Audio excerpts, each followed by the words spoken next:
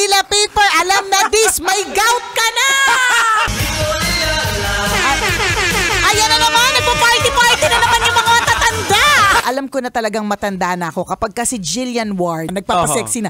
Ayun na nga, confirm. Matanda ka na. Matanda na talaga! Kasi nagpapasexy na. Nagpapasexy na si Jillian Ward! Bata lang yun! Kinasal na si Nash Aguas. Yun na nga, si Nash, di ba? Mga going bulilit. Mga going bulilit! Nagulat ako na... Paano yung gulat, Nicole? Oh! Nakita ko na si Maine Mendoza celebrated her 30th. 30 na siya!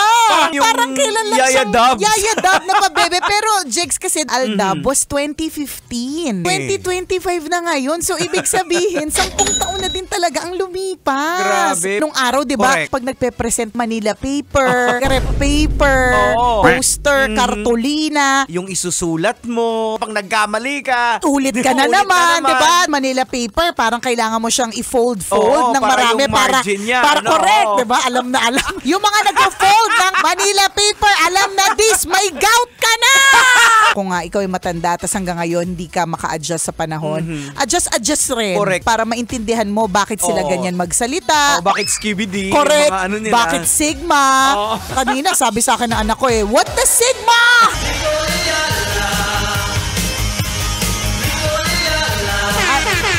Ayan na naman, nagpa-party-party na naman yung mga tatanda.